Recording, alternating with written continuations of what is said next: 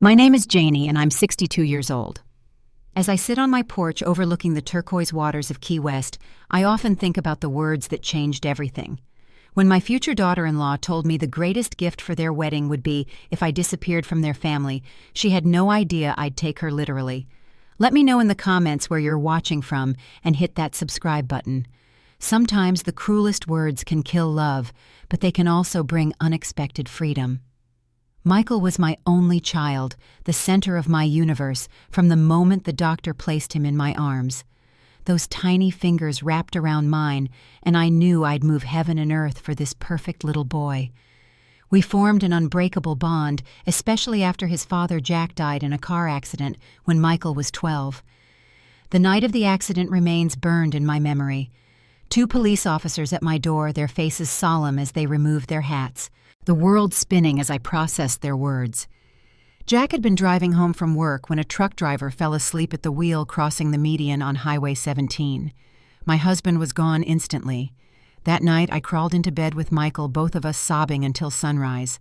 As dawn broke, I made a silent promise to Jack that our son would never lack for love or opportunity, even with just one parent. I had been an English teacher at Roosevelt High School, but my salary wasn't enough to support us and save for Michael's college. So I took on evening work grading standardized tests and weekend shifts at the local bookstore. Every spare dollar went into Michael's college fund. My own dreams were set aside without hesitation. "Mom, you don't have to work so hard," Michael would say when he caught me falling asleep over a stack of essays at midnight.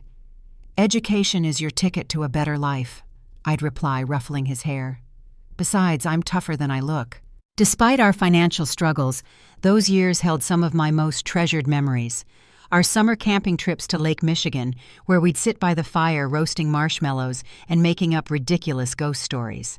The weekends spent at science fairs and debate competitions, where Michael's intelligence shone brightly. The late-night talks about books, philosophy, and his dreams for the future. Michael excelled academically, becoming valedictorian and earning a full scholarship to Northwestern University. I'll never forget his graduation day, the pride swelling in my chest as he delivered his speech. "Behind every achievement I've made stands one person," he said, his eyes finding mine in the audience. "My mother, who worked 3 jobs so I could have every opportunity, who never missed a single school event despite her exhaustion, who taught me that character matters more than circumstances." There wasn't a dry eye in the audience. That night, Michael hugged me tightly. "One day I'll pay you back for everything, Mom. I promise." "Just be happy," I told him. "That's all the payment I need." He continued his stellar performance at Northwestern, graduating with honors before being accepted to their prestigious law school. When he landed a position at Harrington and Reed, one of Chicago's top law firms, I couldn't have been prouder. But his move to Chicago created the first real distance between us. Our daily calls became weekly, then bi-weekly. His visits home to our small town in Indiana grew less frequent, always abbreviated by urgent work matters. I understood his career demanded total commitment, but I couldn't help missing the closeness we once shared.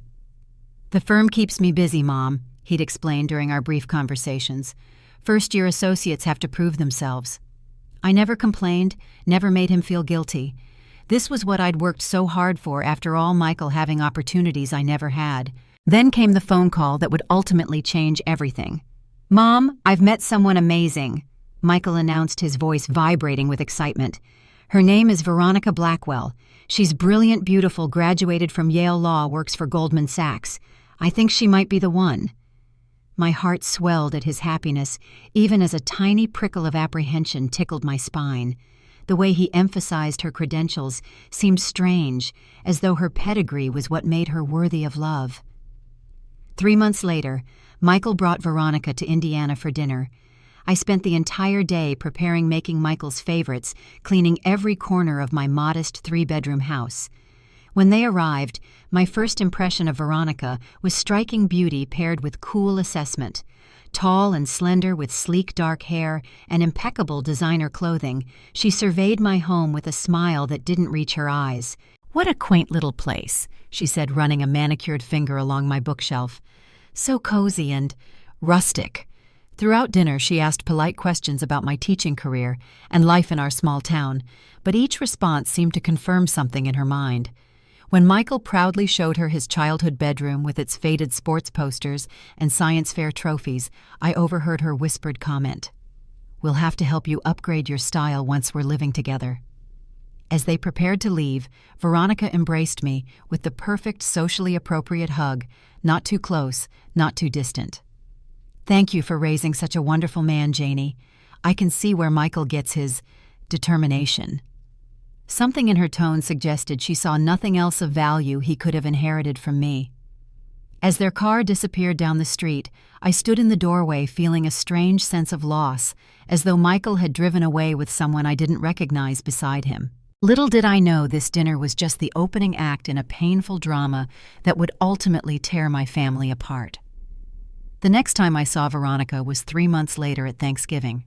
Michael had always come home for holidays, but this year he called to say they'd be splitting the day between my home and Veronica's parents' estate in Lake Forest, an exclusive Chicago suburb. "We'll have breakfast with you, Mom, then drive to her parents' for dinner," he explained. "It's the fairest way." Breakfast instead of our traditional Thanksgiving dinner felt like a demotion, but I smiled through my disappointment. "Of course, honey. I'll make your favorite pumpkin pancakes." When they arrived, Veronica was dressed in what seemed like designer loungewear, making my holiday dress feel shabby by comparison. As we ate, she dominated the conversation with stories about her family's Thanksgiving traditions. "Daddy flies in a chef from New York every year," she explained. "Last Thanksgiving, we had a 7-course meal with wine pairings selected by their personal sommelier. The table settings were featured in Architectural Digest." I watched Michael nod appreciatively, as though comparing my mismatched china and homemade pancakes to this vision of luxury. "These pancakes are interesting," Veronica said, taking a tiny bite. "So sweet, though. I usually just have protein shakes for breakfast." After they left, I found her pancakes mostly untouched, hidden beneath a napkin. Over the next few months, a pattern emerged. Veronica would make subtle comments about my home, my clothes, my mannerisms, always followed by a bright smile that masked the criticism. "Oh, I love how you don't care about designer labels," she'd say, eyeing my department store outfit. Or, "It's refreshing how you speak your mind without worrying about proper etiquette." Or, "Michael tells me you were quite the catch in high school. I can just imagine how pretty you must have been back then." Each comment landed like a paper cut, small enough to dismiss individually, but painful as they accumulated. More concerning was how she monopolized Michael's time. When I called him, she was invariably there, her voice in the background directing his responses. Holidays were increasingly spent with her family, with brief, obligatory visits to me. I tried desperately to forge a connection with her. I sent thoughtful gifts, complimented her achievements, asked about her interests.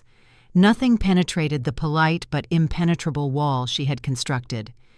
The breaking point came during a visit when Michael stepped out to pick up dinner. I was in the kitchen getting water when I overheard Veronica on the phone in the living room. "It's exhausting, Amanda, this working-class domestic goddess routine." She laughed sharply. "The way she fawns over Michael is pathetic. And the house, my God, it's like a time capsule from 1985. I froze, water glass in hand. "The burden of having in-laws with no social standing," she continued. "Michael deserves better than where he came from. I'm helping him see that." My heart pounded painfully as I realized how she truly saw me, a burden to be managed, an embarrassing connection to a past she felt was beneath them. When Michael returned with dinner, I maintained a cheerful facade, but something had broken inside me. 2 months later, Michael called with news that should have been joyous. "Mom, we're engaged. I proposed last weekend at the Ritz in Paris." I congratulated him, asking all the right questions about the proposal while silently calculating what a trip to Paris must have cost compared to his student loan payments. "We're thinking of a spring wedding," he continued. "Veronica has always wanted to get married at this exclusive vineyard in Napa Valley." "That sounds lovely."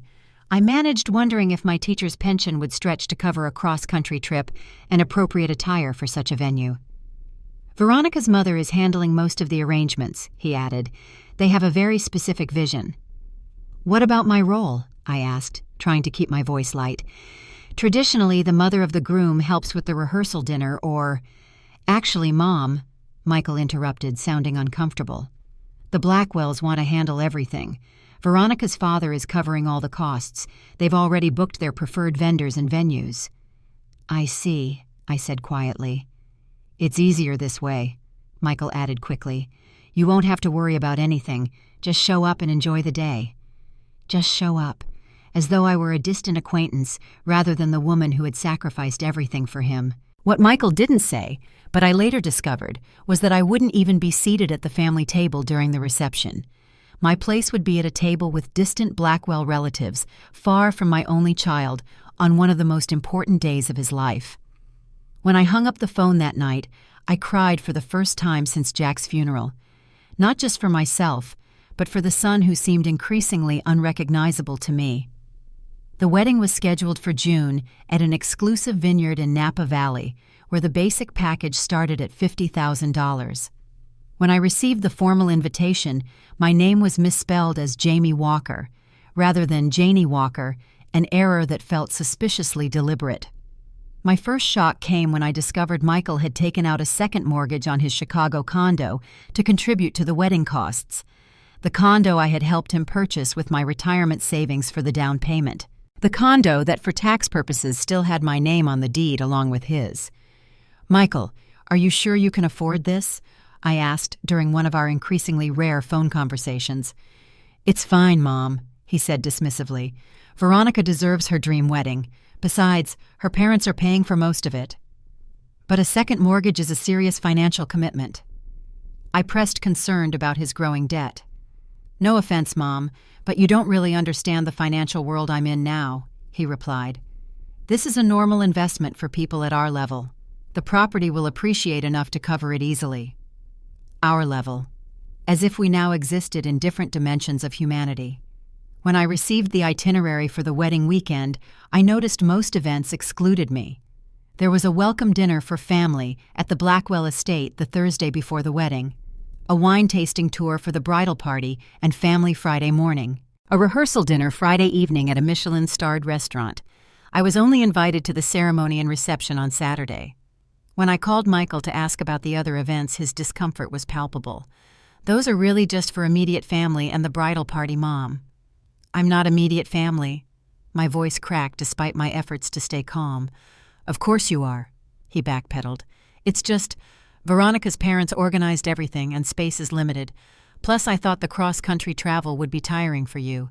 This way you only need to come for the main event. I swallowed my hurt. I could help with something. Perhaps I could host a brunch the morning after. Long silence. Actually, the Blackwells have arranged a farewell brunch at their estate on Sunday. Am I invited to that? I asked pointedly. Another uncomfortable pause. Let me check with Veronica. I never received that invitation. My next humiliation came when shopping for my mother of the groom dress. I'd saved for months to purchase something special, settling on a modest but elegant navy blue gown from a department store. When I sent a photo to Michael for approval, his response was a long delay followed by, Veronica's mom thinks the mothers should coordinate. They've selected a designer and color scheme. I'll have Veronica send you the details. The details arrived via email from Veronica's assistant, not Veronica herself. The designated designer made dresses starting at $3,000, more than 3 months of my pension. The specified color, a pale mauve, washed out my complexion completely. When I explained I couldn't afford such an extravagance, Veronica's mother called me directly. I understand your financial limitations, she said, her voice dripping with condescension. Perhaps we could find you something off the rack in a similar shade. Nothing too bold or attention-seeking, of course. I found myself growing smaller with each interaction, more hesitant, less certain of my place in my son's life. The final straw came when I discovered I wasn't allowed to invite any guests to the wedding. Not my sister from Florida, not my best friend Susan, who had been like an aunt to Michael. No one. The venue has strict capacity limits, Michael explained, and the Blackwells have a large extended family plus business associates they need to include. So your family gets 0 spots while hers gets dozens? I asked finally, allowing my hurt to show. Mom, please don't make this difficult. Michael sighed. This is supposed to be the happiest day of our lives. Our lives. No longer his and mine, but his and Veronica's. I was now an outsider. I arrived in Napa Valley the Friday before the wedding, checked into the modest hotel 30 minutes from the venue that I could afford, rather than the luxury resort where the wedding party was staying. No one offered to pick me up from the airport or check if I arrived safely. That evening, as I ate dinner alone in my hotel room, I received a text from Michael. There's a pre-wedding gathering tonight at the resort. Very casual. If you want to come by around 8, that would be okay. An afterthought invitation delivered by text for an event I hadn't known existed. I changed into my nicest casual outfit and took an expensive taxi to the resort, where I found a lavish cocktail party in full swing by the pool. Michael spotted me hovering at the entrance and came over giving me a quick hug. "Mom, you made it. Great. Let me introduce you to some people." He led me around this party, making brief introductions before being pulled away by Veronica, resplendent in a white designer sundress. I stood awkwardly alone, a glass of champagne in hand, watching my son laugh and celebrate with people who were strangers to me. A woman approached Veronica's aunt, based on the family resemblance. "You must be Michael's mother," she said, assessing me openly. "How nice that you could make it."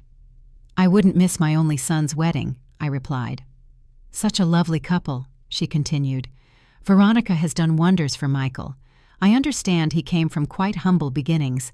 It's like a Cinderella story, isn't it?" I excused myself before I could say something I'd regret retreating to a quiet corner of the party. As I watched Michael orbit around Veronica, never checking to see if I was comfortable or included, I felt a profound sense of loss. The son I had raised would never have been so thoughtless, so dismissive of my feelings. I left the party early, unnoticed by the celebrating crowd, and cried myself to sleep in my hotel room, dreading the next day that should have been one of the happiest of my life.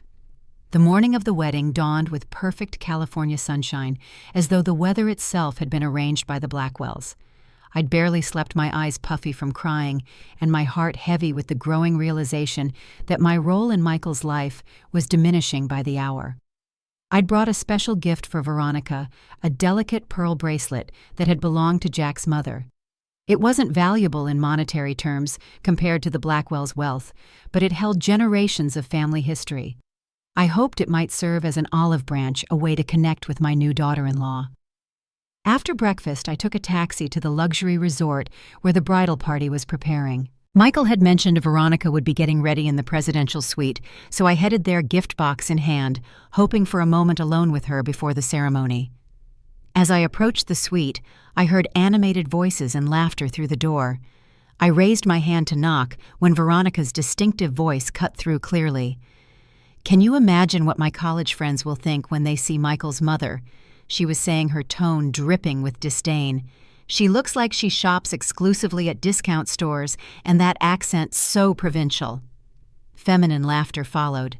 Another voice, perhaps a bridesmaid. "At least she lives far away. You'll only have to see her on major holidays." "Not even then," Veronica replied. "I've already told Michael we'll be spending holidays with my family. They know how to celebrate properly." "What about when you have kids?" someone asked. A pause. Then Veronica's voice again, lower, but still audible through the door. "I've been very clear with Michael about my expectations. His mother will have limited involvement. Honestly, the greatest gift she could give us for our wedding would be to disappear from our family entirely." More laughter, as though the systematic exclusion of a mother from her only child's life was an amusing anecdote. I stood frozen, the gift box clutched in suddenly trembling hands. The words struck me with physical force, leaving me breathless, as though I'd been punched in the stomach. For a moment, I considered walking away, swallowing this final humiliation, as I had swallowed so many others. But something inside me, some last vestige of the strong woman who had raised a child alone while grieving her husband, refused to retreat. I knocked firmly on the door. The chatter inside abruptly ceased. After a moment, the door opened to reveal one of the bridesmaids in a silk robe, champagne glass in hand. "Can I help you?" she asked, not recognizing me. "I'm Michael's mother," I said, my voice steadier than I felt. "I'd like to speak with Veronica, please." Her eyes widened in recognition and alarm. Behind her, I could see Veronica in a white silk robe, her hair half-done face, frozen in shock. "Janie," she said, recovering quickly and pasting on her social smile. "What a surprise! We weren't expecting you until the ceremony."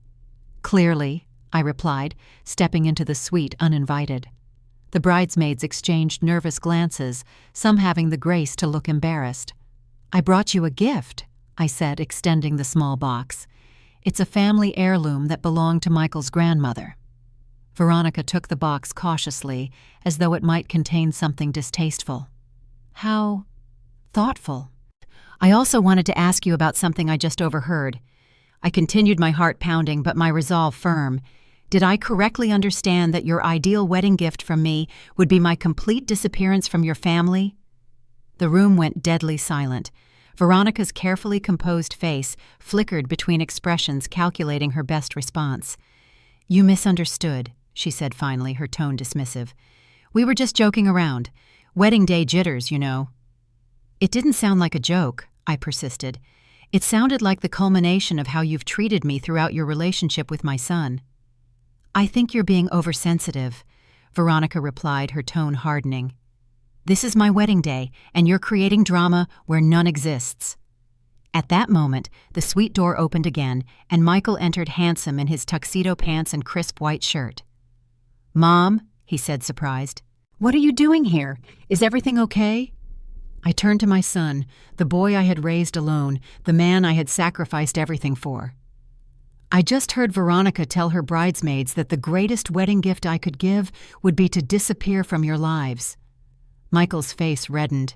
He glanced at Veronica, who had already composed her features into a mask of injured innocence. "Michael," she barged in and started accusing me of terrible things, Veronica said, her voice trembling perfectly. "On our wedding day, I waited for my son to defend me, to question why his future wife would say such a thing, to show some sign of the caring young man I had raised. Instead, he sighed heavily and said, 'Mom, you're probably overreacting. Veronica wouldn't say something like that.' The last piece of my heart cracked. "So I'm lying." "No, but you might have misheard or misinterpreted," he said, not meeting my eyes. "You've been stressed about this wedding from the beginning." "I've been excluded from this wedding from the beginning," I corrected. "By Veronica, by her family, and worst of all, by you." "That's not fair," Michael protested weakly. "Isn't it?" I looked around at the luxurious suite, the champagne, the bridesmaids in matching robes, all the trappings of a wedding I had no meaningful part in. "Tell me honestly, Michael, do you see me as a valued member of your family?" He hesitated too long, and in that silence I had my answer. "I see," I said quietly, turning to leave. "Veronica, you can keep the bracelet or throw it away, whatever suits you. Consider it my last intrusion into your perfect life." As I reached the door, Michael finally spoke. "Mom, wait. Where are you going?" "The ceremony is in 4 hours." I looked back at my son, really looked at him, seeing not the boy I had raised, but the man he had become, a man who would stand silently while his mother was insulted and excluded.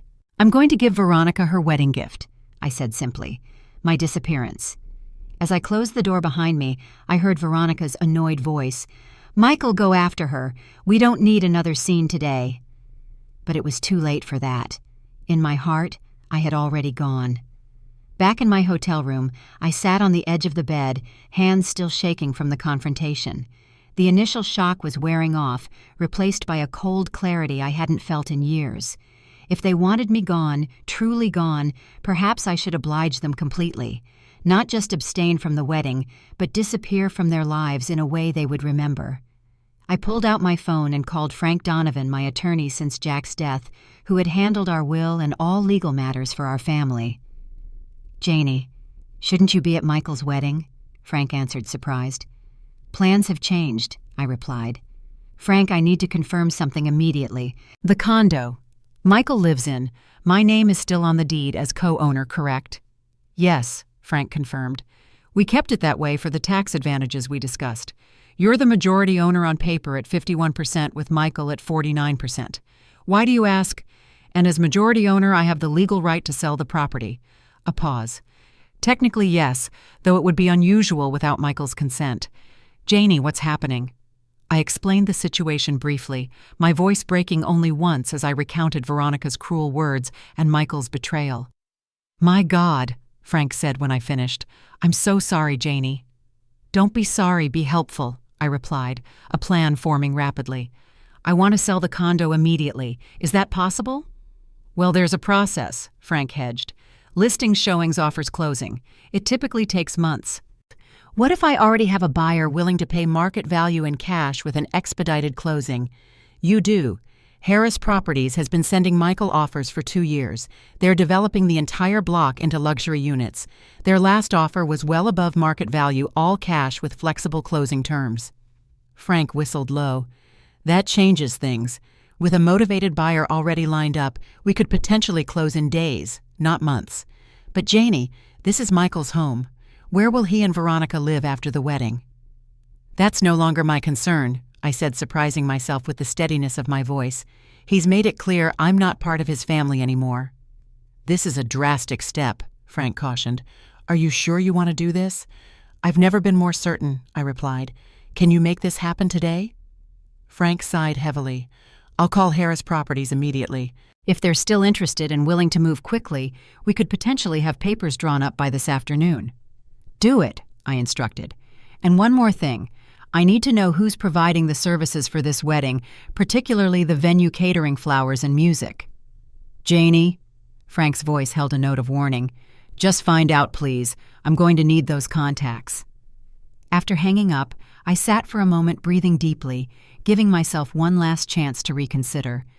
But the memory of Veronica's dismissive words and Michael's failure to defend me hardened my resolve. I made my next call to a travel agency, booking a one-way flight to Key West, Florida, departing that afternoon.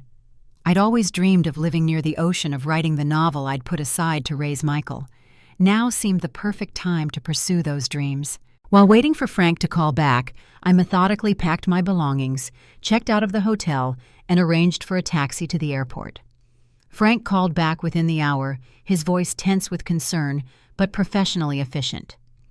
Harris Properties is still very interested. They've offered $3.2 million all cash with closing in 7 days. They're drawing up the papers now and can have them to you electronically within 2 hours. Perfect, I said. And the wedding vendors?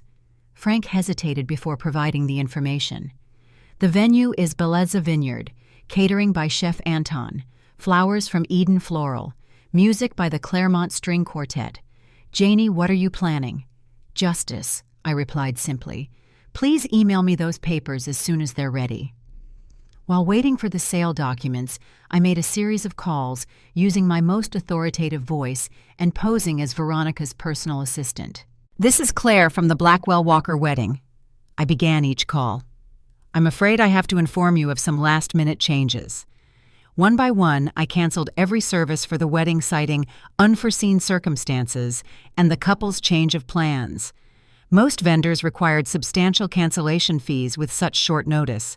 I provided my own credit card information to cover these penalties, a financial hit I was willing to take for the statement it would make. By the time Frank emailed the sale documents, I had systematically dismantled the entire wedding. The venue, released from obligation, had already accepted another last-minute booking. The caterer had reassigned his staff to other events. The florist had canceled the flower order. The string quartet had accepted another engagement. I signed the documents electronically from my hotel lobby, officially selling the condo Michael had called home for 5 years and had recently mortgaged to pay for his lavish wedding. As a final touch, I withdrew my portion of the joint savings account. Michael and I had maintained since his college days money I had contributed from my teacher's pension to help with his expenses. I left his contributions untouched, drawing a clean financial line between us. My taxi arrived as I completed the last transaction. As we drove toward San Francisco International Airport, my phone began vibrating continuously with incoming calls and texts from Michael, Veronica, and numbers I didn't recognize, likely wedding vendors or Blackwell family members. I silenced the phone without reading the messages. Whatever chaos was unfolding at the vineyard, I would not be there to witness it. On the plane to Florida, I ordered a glass of champagne, a small private toast to my independence. For the first time in decades, I felt unburdened by expectations, free to create a life centered on my own happiness rather than someone else's. As California disappeared beneath the clouds, I closed my eyes, not in grief, but in anticipation. My disappearance was complete, but my life, my real life, was just beginning. The aftermath of my actions unfolded from a distance, like watching a storm from safe harbor. My phone accumulated hundreds of missed calls and increasingly frantic text messages, which I read but did not answer. From Michael. "Mom, where are you? Everyone's freaking out. The venue says the wedding's been canceled." An hour later. "What have you done? The caterer, the flowers, everything's gone. Call me immediately." From unknown numbers, presumably the Blackwells. "This is Richard Blackwell. Whatever game you're playing needs to stop now. Fix this disaster, or there will be serious consequences." And later from Michael again. "Just came back to the condo. There's a sold sign out front and strangers measuring the windows. What the hell is going on?" I let the digital storm rage without response. Instead, I checked into a charming beachfront hotel in Key West, ordered room service, and slept better than I had in months. The next morning, I rented a small, furnished apartment with a view of the ocean, signing a 6-month lease. I bought new clothes suited to the tropical climate, donated my wedding outfit to a local charity shop, and began exploring my new community. 3 days after what should have been Michael's wedding day, Frank called with an update. "It's nuclear fallout, Janie," he said without preamble. "Michael has hired an attorney. They're threatening all kinds of legal action, claiming fraud, theft, interference with contract, emotional distress, you name it." "And your professional assessment?" I asked calmly. Frank chuckled despite himself. "Honestly, they don't have a leg to stand on. Every action you took was perfectly legal. You were majority owner of the property. The joint account was truly joint, and you only withdrew your documented contributions. As for canceling the wedding services, you paid all cancellation fees with your own money. Ethically questionable, perhaps. Legally actionable, not at all. So I'm in the clear." "Technically, yes," Frank confirmed, "though I'd expect this to impact your relationship with Michael permanently." "That relationship was already destroyed," I said softly. "Not by me, but by Veronica's influence and Michael's choices."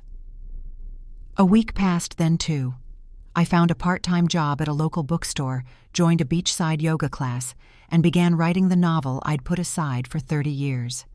Each day brought new experiences, new friends, new confidence. Michael's messages evolved from rage to begrudging acknowledgement.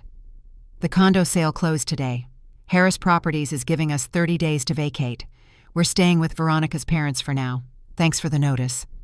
And later, "We had a small ceremony at the Blackwells yesterday. Nothing like what we planned, but we're officially married. Thought you should know." I read each message but maintained my silence. What was there to say? The son who had stood by while his future wife wished for my disappearance had gotten exactly that. 6 months later, as I settled permanently into Key West life, having purchased a small bungalow 2 blocks from the ocean, Frank called with news. "Michael's attorney contacted me," he said. "He's dropping all threats of legal action. Reading between the lines, I think the Blackwells' attorneys finally explained they had no case." "Good," I said, simply watching pelicans dive for fish from my porch. "There's more," Frank continued. "Michael asked for your address. He wants to contact you directly. I told him I'd need your permission first." I considered this request carefully. 6 months had given me perspective healing and a new life I genuinely enjoyed. The raw pain had subsided, replaced by occasional melancholy for what might have been. "You can give him my email address," I decided. "Not my physical address yet. Let's see what he has to say first." Michael's email arrived the next day, shorter than I expected, but more sincere. "Mom, I don't know if you'll read this, but I hope you will. What happened before the wedding was inexcusable. Veronica said things she shouldn't have, and I failed to stand up for you when I should have. Our behavior throughout the wedding planning was thoughtless and hurtful.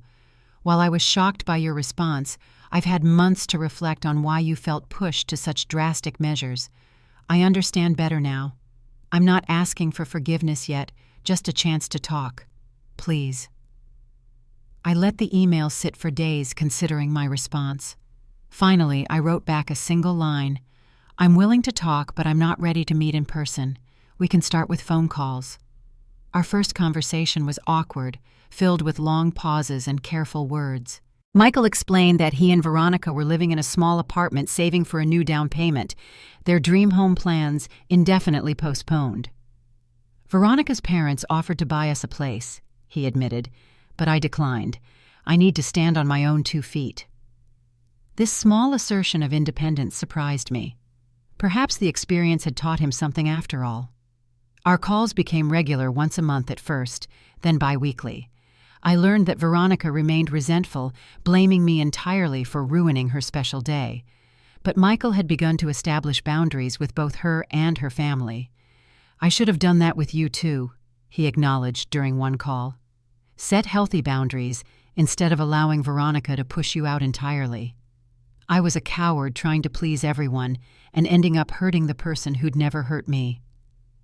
Nearly a year after I disappeared from the wedding, Michael called with unexpected news. Veronica's pregnant, he said. You're going to be the grandmother. My heart squeezed with complicated emotions, joy tangled with apprehension. Congratulations, Michael. How does Veronica feel about this? She's happy, he said, and she's agreed that you should be part of the baby's life, if you want to be.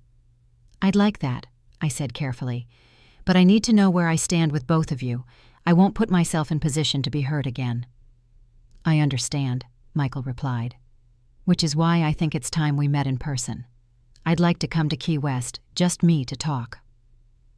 2 weeks later, Michael arrived at my bungalow, looking older, somehow more serious than the carefree young man who had once introduced me to Veronica. We sat on my porch overlooking the garden, drinking iced tea, finding our way back to each other through honest conversation. I almost called off the wedding after you left, he confessed. What Veronica said, how her family treated you, how I failed to protect you, it all hit me at once. But there was so much pressure, so many expectations. I went through with it, but things haven't been the same since. Are you happy, Michael? I asked the question I most needed answered. He considered this seriously. I'm working on it. Veronica and I are in couples counseling. I'm learning to stand up for what matters to me. The baby has changed our perspective. Family means something different to me now. When he left 2 days later, we had reached a fragile new understanding. Not the uncomplicated closeness we once shared, but a more mature relationship based on mutual respect and clearer boundaries. 3 months later, I flew to Chicago for the birth of my grandson Jackson, named after his grandfather, a peace offering of sorts from Veronica. Standing in the hospital room holding the tiny bundle with Michael's eyes, I felt the circle of family completing in ways I hadn't thought possible. Veronica remained coolly polite, but made good on her promise to allow me a place in Jackson's life. We would never be close, but we found a way to coexist for the sake of those we both loved. Now, as I sit on my porch watching the sunset over the Gulf of Mexico, I reflect on the strange journey that brought me here. The cruel words that were meant to hurt me instead set me free. The disappearance that was intended as punishment became my salvation. Sometimes we need to lose what we thought was essential to discover what truly matters. My life in Key West, my writing career that flourished unexpectedly, my new friends and community, all came from that moment of painful clarity in a hotel hallway. And Michael. Our relationship has been reborn different, but in some ways stronger, for having been broken and consciously repaired. He visits regularly now, sometimes with Jackson, occasionally with Veronica. We've all learned valuable lessons about family boundaries and the courage to stand up for ourselves. Have you ever had to walk away from someone you loved to find yourself again? Share your story in the comments below. If this journey of rediscovery resonated with you, please hit the like button and subscribe to hear more stories of resilience and renewal. Don't forget to share this video with someone who might need to hear that sometimes the most painful endings lead to the most beautiful beginnings. Thank you for joining me today, and remember, it's never too late to disappear from situations that diminish you and reappear in ones that help you shine.